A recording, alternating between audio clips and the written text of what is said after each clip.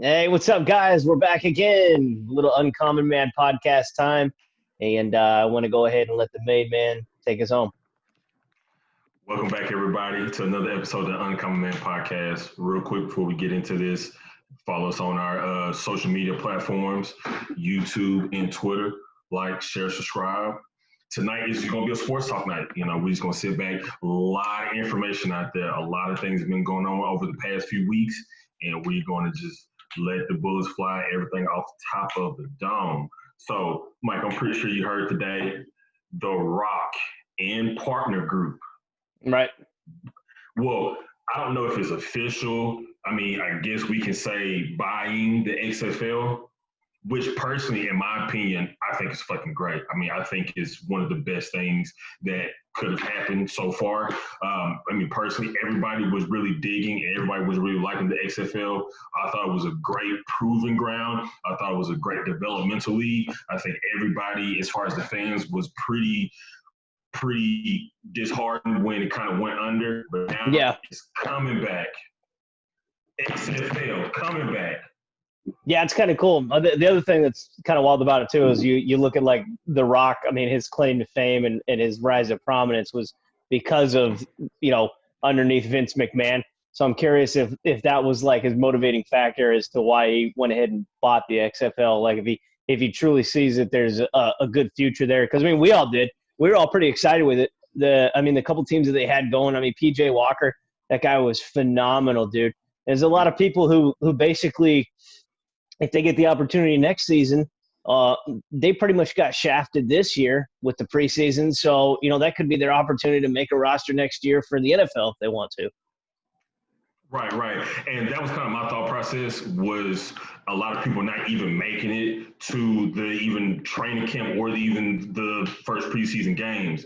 That right there will be just, hey, the XFL is back. Is now the developmental league. We got Bosby out of a developmental league. PJ Walker, people like that. Hey, I think it's such a great thing that we got back. Two of them, Spencer too, Deontay Spencer, and he was a Pro Bowl alternate last year. Oh, he came out of Canada. I forgot about that one. That's right. Right. Yeah. So, but yeah. Oh no. Well, those were the AAFL guys, right? Is that what it was the year before that? Well, Bosby came out of the AAF. Spencer came out of Canada. Oh, was he? Okay. He was with Pittsburgh. Right. Well, yeah. I remember. It's vice versa. Either he was with Pittsburgh, Canada, then back, or Canada, Pittsburgh, then with the Broncos. Okay, I thought he was out of that whole AAF too before they disbanded and they didn't make a preseason roster. So, or only made a preseason roster, but. Yeah. Well, either way it go, kudos to The Rock and, whatever partnership group he was a part of. And we are ecstatic to see the XFL come back. Okay. So last week we was kind of talking about this, in which our pod kind of got screwed up a little bit. So let's talk about how the Broncos secondary basically got shitted on again for the top 100 list. And I think me and you both can agree that KJ and Justin Simmons was among the two best safeties in the league, period. Absolutely. And they don't even make the top 100 list? No. What? And that was the wild thing about it. Justin Simmons was second team All-Pro. In and of itself, that should be a guaranteed slot within the top 40 to me. If you make anything first team All-Pro, you're automatically top 20. Second team All-Pro, you should be top 40. The NFL has spoken. You're one of the best players. Dude, Cortland Sutton didn't make it. The guy was a starting Pro Bowler. What is going on, dude? Right. And, and kind of the comment that he made, this is a joke. And I think all Broncos fans can, this is a joke. But this is the same thing that's been happening since 2015. Right. Every single year, we have a plethora of players that constantly get shafted every single season. But, that's part of, honestly, that's kind of our fault because we're not winning. We're not winners. I guarantee you, once we get back to glory and once we get back to winning and once we get back to deep playoff runs and different things like that, we'll be back in the top 100 list. Just like when Peyton Manning was here. Right. How many people that you had consistently in the top 100, from Von Miller, DeMarcus Ware, Talib, Chris Harris, Manning, Demaryius Thomas. Demaryius Thomas, Yeah. Decker. I mean, the list goes on and on and on, but you got to get back to winning. You got to get back to winning. Once you get back to winning, you shut up all these naysayers. You shut up the people like Adam Rank and all these other little dipwads. You shut all them up if you get back to winning. Right. Well, I think another issue too is the fact that they sit there and they proclaim that that's like the NFL speaking for the NFL, and that's not the case at all. I mean, if the players are truly voting for who they are, you see with your own two eyes who's making Pro Bowls every year, and it's mostly just because of namesake. Like a guy was good in 2017, and he had a great name, and he has a halfway decent season. They automatically throw him into the Pro Bowl. It's like, that's so unfair for people who are better at their position than you. And so what that tells me is it's no longer a popularity contest. That's everything to do with the nerds. Basically, the nerds behind the scenes are sitting there going, all right, guys, well, we got to make things exciting. We got to stir up the masses for these ratings. So, what'll really upset them this year? And it's like, bias or not, I mean, I would say we're pretty subjective when we look at that stuff. But it's pure facts when you've got people who are, like I said, all pros and Pro Bowlers. It's like, and you're snubbing them from a top list of 100 people. I mean, technically, if they've already made those rosters from the NFL or from the professional organization they're in, that means that they're in the top 50, not top 100, top 50. So, like I said, what? How are you bypassing them? I don't understand that, man. That's insane to me. I don't know, man. It's, like the people that do this, and I mean, I don't know, man. It's like we got to come up with some other kind of system. But I mean, right. I guess that's almost I don't want to say mystique. I mean, that's almost kind of like the shtick with it. It's, it brings and it generates more hype when people constantly get fucked over, teams get fucked over, fan favorites kind of get fucked over in a situation like come on now, like Kareem Jackson, Justin Simmons, like, it gets us talking about it. It gets people worked up and riled up. That's why this shit comes out like right before the season starts. So, coming in the season, it's like, okay, you didn't put me on top 100. Watch this bitch. Yeah, and I'm kind of curious too. Well, I mean, obviously, that's a good way to hype the team for the next season, especially constantly playing the underdog card. But like as fans as well, though, I mean, there's only so much of something that you're annoyed with that you can take where you finally just like click. Not because I mean that's where I'm at with, especially like Madden. Dude, I haven't played Madden since like 2004, and even then I was like, this sucks. And apparently that was another thing that a lot of people have been griping about as a Madden ratings. It's like, dude, the game, fuck the ratings. The game stinks. Like, right. I don't know why anybody even. Yeah. I mean, it fucks about Madden ratings. Right. Yeah. Exactly. It's like, I mean, the game itself is trash. I mean, why is anybody going to hold a candle to anything about their ratings as well? It's like, no. Just because of the fact that they somehow can afford to keep having affiliation with professional sports every year does not mean that they deserve that right. So, yeah, I disagree with it. So the best thing that I can do, I just don't give them the ratings. Like when I see the rankings come out for the top 100, I glanced over them for a second. I realized that within the top 70 guys that they had on the first day, how fucking bogus the ranks were. I was like, yeah, I'm not paying attention to the rest of this because I know that I'll get a couple updates here and there about whether or not my team had any. Oh, look, they only had one guy. Oh, that's it. That's really impressive. So fuck this. I'm not reading the rest. I'm not giving them the satisfaction. Right. I feel like with that. A lot of people are getting to that point too. It's like, unless you just like sticking the dagger in your eye, then in which case, God bless you, but you're a fucking clown. Yeah. Like I think, going forward, in the next upcoming, let's call it 3 to 4 years, Madden ratings is going to be like, who the fuck cares? Like honestly, like who the fuck cares? Like unless y'all go in and y'all change the format or y'all change our voting system and different things like that, it's going to be like, okay, who gives a fuck? Like, okay, yes. Madden ratings, like not even going to look at it. Not even going to look at it because y'all don't even know what the fuck you're doing. So why in the fuck am I even putting my own stock into it? Fuck it. I feel like people who play Madden are the same people that like know that WWE is fake and yet still go watching it. Like, I can't believe that this happened. I can't believe. Oh, he's jumping off the top rope. Look at that little fake stomp he just did off the mats, man. That's insane. Get amped up. It's like, dude, you just paid to go. Are you kidding me? That shit's on USA Network, bro. It's like, how the fuck? Yeah. How does this shit still exist? These guys are literally wearing bikinis, and people are watching this shit. Like, it's a whole production. It's a whole production, and the fact that it's not even on pay-per-view, it's not even on fucking ESPN. Like, are you really, like, what the fuck is really going on? These guys are roided out Chippendales rejects, and people are sitting there paying top dollar to watch them. It's like, man, that's fucking insane to me, dude. The banana hammocks. Just imagine that again. Dude, imagine that a guy exactly was in a man bikini, and he's now paying $15 million for the XFL. Like, that dude made a career from that because people were dumb enough to watch that shit. It's like, dude, that's fucking insane. God bless America.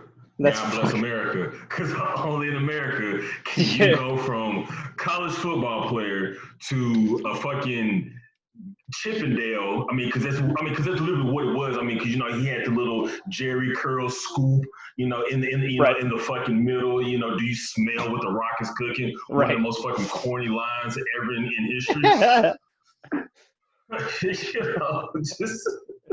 It doesn't matter. SmackDown Boulevard and shit like that. And dude, like, I don't know if people remember The Rock getting his ass whooped. He's getting his ass whooped. This shit was fucking hilarious. Steve Austin is the most out of shape guy I've ever seen in my life. And that guy was somehow like, dude, he's only like 6'2". Like, I get he brings a lot of intensity with everything he does, but let's not kid ourselves. That guy's no hyper athlete, bro. He's no MMA fighter. He couldn't. I would put dollars to donuts. That guy couldn't even do one of those Tough Mudders. Like, that's how little faith I have in that guy being an athlete. And yet somehow he was like the king of the ring for like 5 years. I remember that back in like the 90s. Like, is this fucking for real, bro? You got to be kidding me. And I think that's a good segue into Sports Illustrated. What do you think? Hold on, real quick. So I'm going to tell myself for a minute. So I remember back when I was in elementary school, we had a book fair, and, I got like $2 or $3 or something like that. And I was so really, I couldn't buy anything. I mean, because with $2 or $3, I couldn't buy shit. So I was looking around, and I was like, damn, what can I spend money on? Stone Cold Steve Austin poster. I bought it. I still got it. It's in my son's room now. I still got it. Fucking bookmarks, dude. You remember that shit? I was like, woo, pizza. I don't know about bookmarks. Pizza Hut. I don't know about bookmarks. Bookmarks. Pizza parties. Oh, dude. I was so proud. X amount of bookmarks.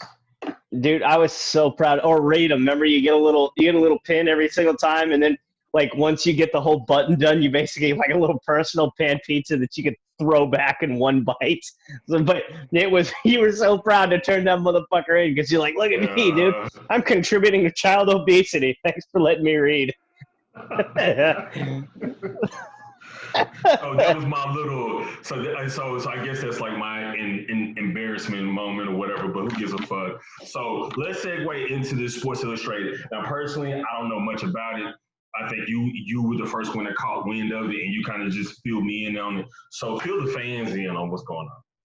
So if anybody's aware, I've slipped up once or twice on this wonderful podcast that we have ourselves, just because of the fact that I feel another contributing Broncos podcast that we had initially frequented has really turned out to be a dud.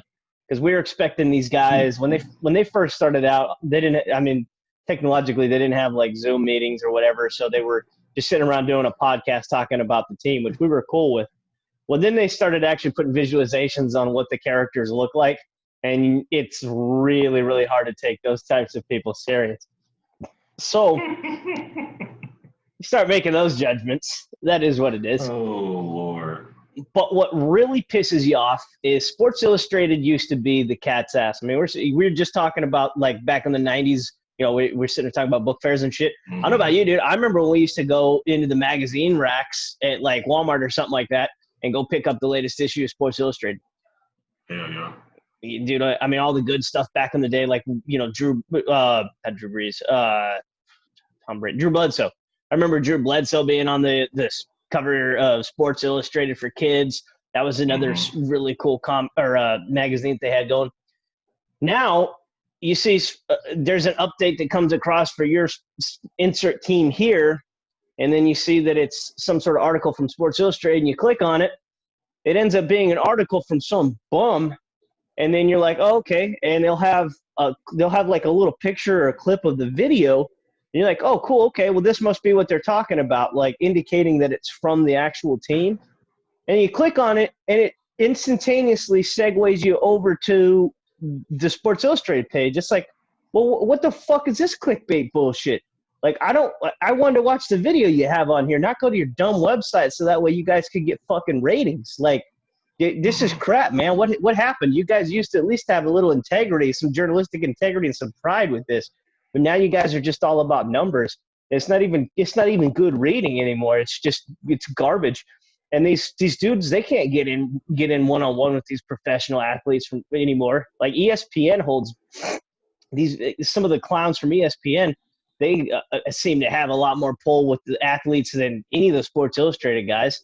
So, like, yeah, I mean, apparently there's just been a lot of word going around that Sports Illustrated has really fallen off a cliff at this point, and justifiably so. So that reminds me what you were just texting me about. I think it was this morning, wasn't it? About what? About how one of the Sports Illustrated podcasts that we used to frequent just added another member to it. Another 300-pound member. Talking about fucking professional athletes. Fuck out of here, dude. Oh my God, man! I went to watch one of the podcasts, and I was like, "Oh, hey, this is a topic that I want to listen to." Then when I saw the visual, I was like, "What the fuck is this guy?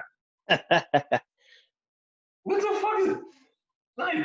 You got this 300-pound cookie monster in my fucking face, and you're talking about, a chiseled Greek god like Noah Fant. Like, man, get the fuck out of here with that. I was like, all right, I'm good. I was like, I'm good. I was like, I just get the information somewhere else. Yeah, these guys are the ones that ride in the little wheelchairs, the little electric carts around Walmart and bump into everybody, and they're sitting there talking about fucking people who play sports. Like, kiss my ass. These little Cheeto eating bloggers. Nah, so, I mean, hey, like, at least I played the game, and at least I played the game to a high level. So I feel like my opinion is somewhat fucking valid because I've been there, I've done that. And for, Cheeto donut eating motherfuckers who haven't, and, kind of fall back with this shit a little bit. Yeah, I feel absolutely no remorse about any judgment that I pass on athletes because I know that I may not be able to play at their level, but I can still go out and play any sport that I want to and be more than just mediocre at it. So I still do that every single week, beer league or not. I'm going out and playing hockey. I know you've always got stuff going on, whether you're taking your kid out to play basketball or you got, obviously you're always working your ass off too. It's like, you can just tell who sits around the house and just watches TV and does nothing else as opposed to people who actually like engage and participate and go learn how stuff works. So, I just feel like we've got too much of that going on in society nowadays. There's a whole bunch of people who can look at stuff and say, yeah, that works like this. Everybody's an armchair engineer, if you will, as opposed to the actual person who creates the final product. Yeah. Man, like it's real unfortunate because it's not a lot of, personally, in my opinion, it's not a lot of good content as far as in the Broncos feed, the space here that we got. But, for somebody to kind of cheapen that space, it's kind of unfortunate, but hey, you make it, you make it big, you lie in it, and, shit, we move on to something else. What I want to talk about, and this is something that I've been, for the last two 2 years I've been wanting this shit to happen. They just fucking cut Jeff Hireman. And I mean, yes, Yeah. maybe somewhat late, somewhat delayed, but I mean, we should be fucking rejoicing now. I mean, the amount of people that say that don't contribute shit that stays on this roster is just kind of linger. I don't know about you, man, but like I guess I'm just kind of just getting sick of it. You know how we have these people that just these lingers. Yeah. These people that just linger on the roster that don't do shit, that don't contribute shit, and he's not the only one. I mean, shit, No, you it's got Jake Butt. I mean, you yeah. got Jake Butt. Like, what the fuck is he doing still? Like, let's get that guy the fuck out of here. Isaac Adams, he still ain't produced. Let's get him the fuck out of here. I mean, I don't know, man. It's just like, we got so many people on the team that just kind of lingers and stuff like that. Hey, man, let's start wrapping this shit up here, man. Hey, man, you got to go. Yeah, I mean, we're both on the same page with that. I'm glad you threw out the other person that I honestly feel needs to be cut too. So I'm still kind of on the fence about Yadam just because of the fact that, like, my biggest deal is you're in the pros. You have literally the best orthopedic as well as anything having to do with recovery. I mean, basically, your MDs are second to none. They pay for absolutely the top everything. And you can't make it through a fucking season. You can't make it through a goddamn preseason, dude. Like, you got to get the fuck out of here. Like, go find something else because you're not making it, bro. I mean, I hope you got a decent degree, but when it comes to professional athletes, you just frail. You can't do this. So I agree. Hireman, it was his time. Jake Butt, he's got to go. Adam's the only one I'll give a little bit of leeway to because, whether he's performed up to what we hope he would, I mean, he's still like a late third-round draft pick. The fact that he's at least showing up to the games. I mean, like I said, that's my biggest deal. It's like if you show up and show out, that's awesome. But just being there and being available, especially when you've got minimal access to real talent at a professional athlete with professional athletics. That's why I said I give props to Garrett Bowles. A lot of people give that dude a whole bunch of grief, but just because, I mean, he gets a lot of shit, but he's always there playing. I mean, for an offensive lineman, that dude is strong, dude. Like, I mean, he is resilient. The guy's had to go through getting booed all the time, like it's his fault that the rest of the team has been shit or that the quarterback play has been shit. It's like, well, I mean, yeah, he's still out there giving it his all every single play. I mean, we can't say that about one of the other guys who just opted out today. We're going to get into that one. Do you want to go ahead and say, okay, fuck it. Let's go ahead and go in on this bitch. Okay, so Juwan James, okay. So, everybody's kind of familiar with, Juwan James and his situation. It's been said, it's been reported that, at Miami, he was pretty much a baby back bitch. He was just kind of just a big ass teddy bear. He often he rode injuries. And for me, being around the football world for so long, I've been around guys like him. He'll take a sprained ankle and he'll turn this shit into a 6-game stretch to where basically he kind of shows up to practice in a hoodie and sweats and he's kind of just sit around on the sideline, grab ass, do his little bullshit PT. He gets the pampering treatment from the coaches and in the training staff and shit like that. But it's just like, dude, there's other people out here that's pushing past 6 injuries that they have that ain't said 2 fucking words. But you, on the other hand, dude, you tear your fucking fingernail and you're out for 2 weeks. That's been his route. And I remember, and I tweeted this earlier that Miami was secretly laughing at Denver when we signed him and we gave him that massive contract. And shit, to be honest, they probably still are laughing. They probably, motherfuckers, we told you. Especially now. Yeah, especially now.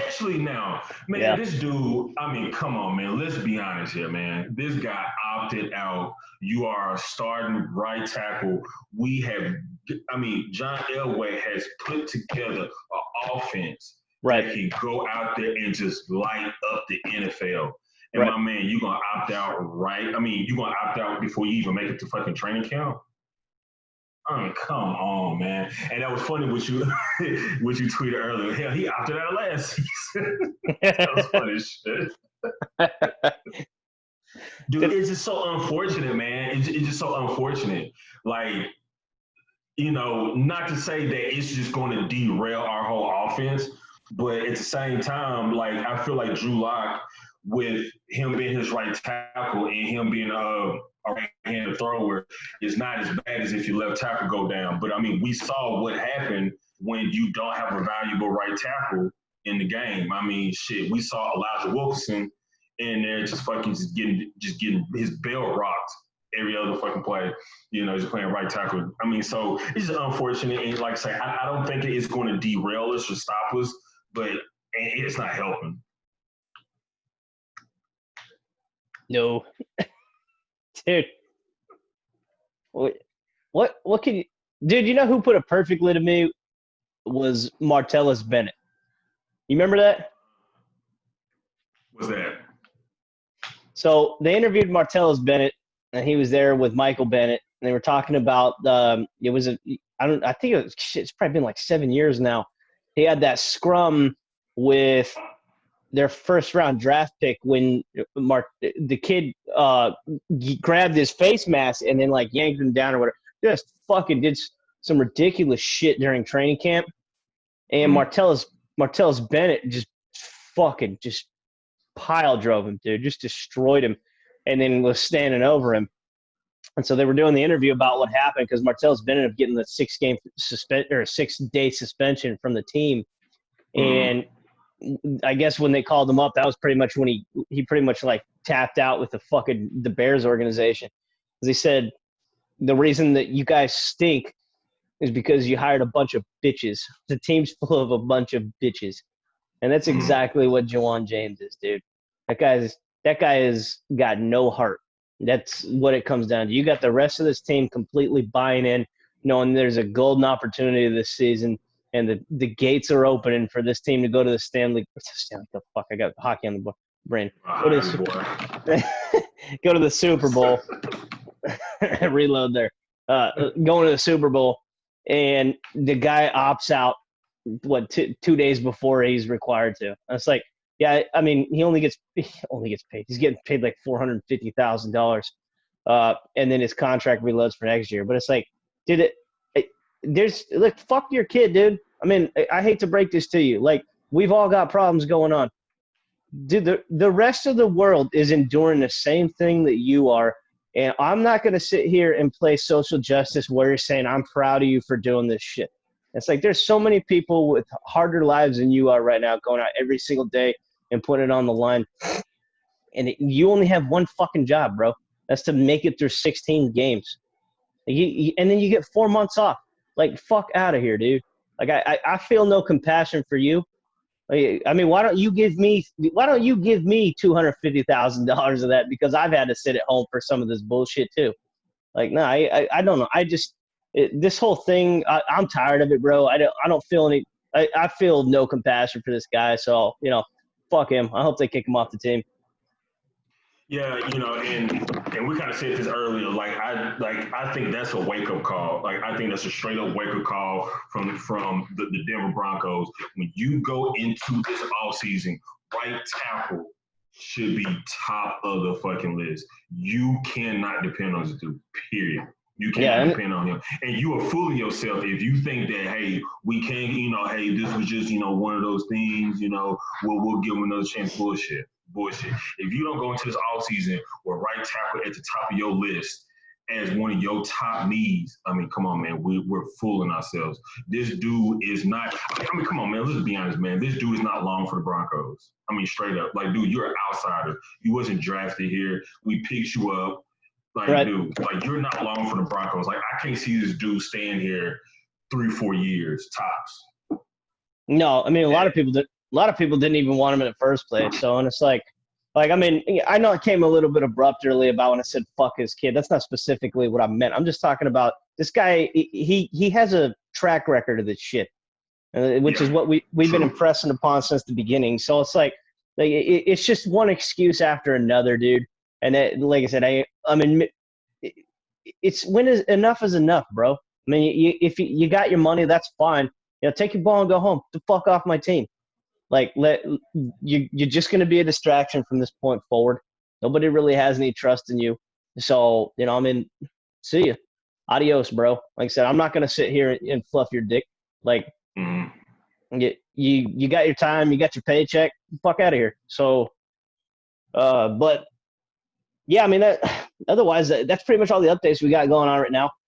Back on a positive note though, dude, we got season coming up in 5 weeks, bro. Yeah, man, dude. Like, it's coming up, and again, man, the shit that we like, the shit that we're into, is slowly coming back. So we're gonna have a lot more stuff to dive into, to talk about, and honestly, man, we think about different things that we can do to kind of keep interacting and different things like that, even if it's like a live stream during the game or something like that. Just kind of just staying in touch, man, because it's not like how it used to be, to where me and you can both sit down in person and watch the game together. So, man, we gotta think of something. Yeah, which is cool. Anybody that's following at this point that wasn't just completely turned off over the fact that we were not, following social protocol with our last topic of discussion. So we're going to be going live pretty frequently. I mean, that's something we started with our first MMA match last week or 2 weeks ago. Things didn't go exactly as planned. We're fine-tuning things.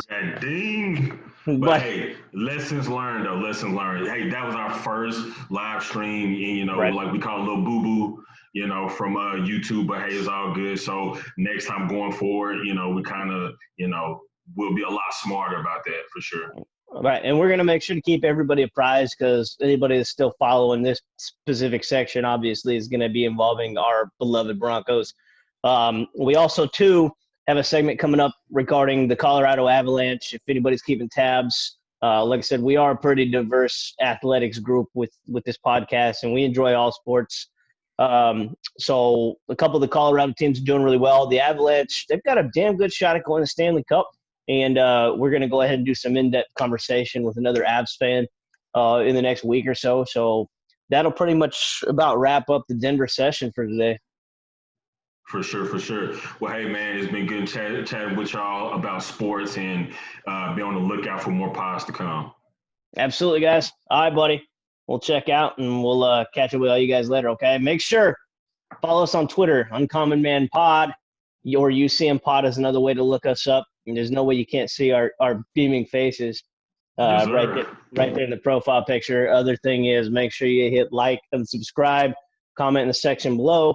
Make sure that you tell me what a piece of shit I am for the fact that, like I said, I made my wonderful overbearing comments that I generally do. So, anyways, ladies and gentlemen, enjoy. David, I'll catch you later, bro.